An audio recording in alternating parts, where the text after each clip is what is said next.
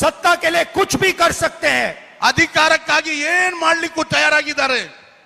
पिछले 10 साल 22 लोगों के लिए इन्होंने काम किया। 10 ವರ್ಷದಿಂದ ಅವ್ರು ಯಾರಿಗಾದ್ರೂ ಕೆಲಸ ಮಾಡಿದ್ದಾರೆ?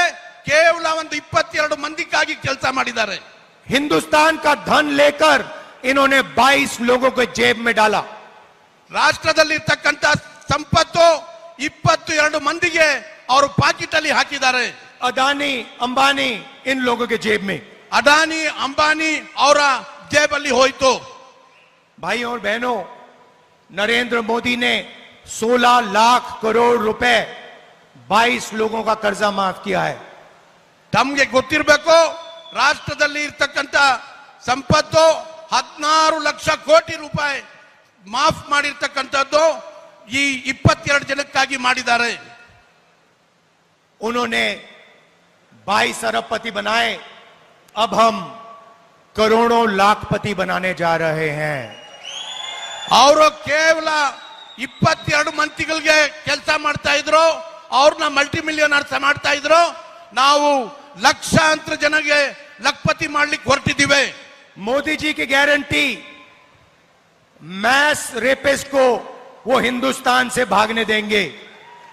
ಮೋದಿ ಅವರ ಗ್ಯಾರಂಟಿ, ಒಬ್ಬ ಮಾಸ್ ರೇಪಿಸ್ಟ್ಗೆ ದೇಶದಿಂದ ಹೊರಗೆ ಕಳಿಸಲಿಕ್ಕೆ ಅವಕಾಶ ಮಾಡಿಕೊಟ್ಟಿದ್ದಾರೆ। 400 महिलाओं का रेप किया, तब भी प्रधानमंत्री जी ने उसको जर्मनी जाने से नहीं रोका।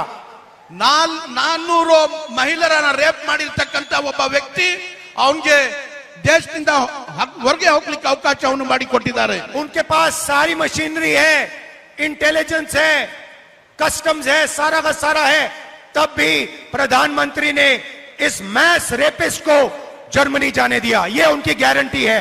ಅವರಲ್ಲಿ ಎಲ್ಲಾ ರೀತಿಯ ಅಧಿಕಾರ ಇದ್ರೂ ಸಹ, ಸಿಬಿಐ ಇದ್ರೆ, ಇಮಿಗ್ರೇಷನ್ ಇದೆಯೇ, ಕಸ್ಟಮ್ ಇದೆ, ಎಲ್ಲ ಇದ್ರೂ ಸಹ ಇಂಥ ಒಬ್ಬ ಮಾಸ್ ರೇಪಿಸ್ಟ್ಗೆ ದೇಶದಿಂದ ಹೊರಗೆ ಹೋಗ್ಲಿಕ್ಕೆ ಅವಕಾಶ ಮಾಡಿಕೊಟ್ಟಿದ್ದಾರೆ। अब अगर आप भ्रष्ट राजनेता हो, मैस रेपिस्ट हो, तो बीजेपी आपकी रक्षा करेगी। अगर ऐसा मास रेपिस्ट लोगों को ಈ ರೀತಿ ಒಂದು ಮಾಸ್ ರೇಪಿಸ್ಟ್ ಅನ್ನ ಅವಕಾಶ ಮಾಡಿಕೊಟ್ಟಿರೋದು ಒಂದು ದೊಡ್ಡ ತಪ್ಪಾಗಿದೆ। अब कांग्रेस पार्टी की गारंटी, ಕಾಂಗ್ರೆಸ್ ಪಾರ್ಟಿನಿಂದ ಇಂಥವ್ರನ್ನ ಮತ್ತೆ ನಾವು ಅಲ್ಲಿಂದ ತಗೊಂಡ್ ಬರೋದು ಅದು ನಮ್ಮ ಜವಾಬ್ದಾರಿ ಆಗಿರ್ತದೆ। ಸೂಕ್ತ ಕ್ರಮವನ್ನು ತಗೊಳ್ತೀವಿ, ಶಿಕ್ಷೆಯನ್ನು ಕೊಡ್ತೀವಿ।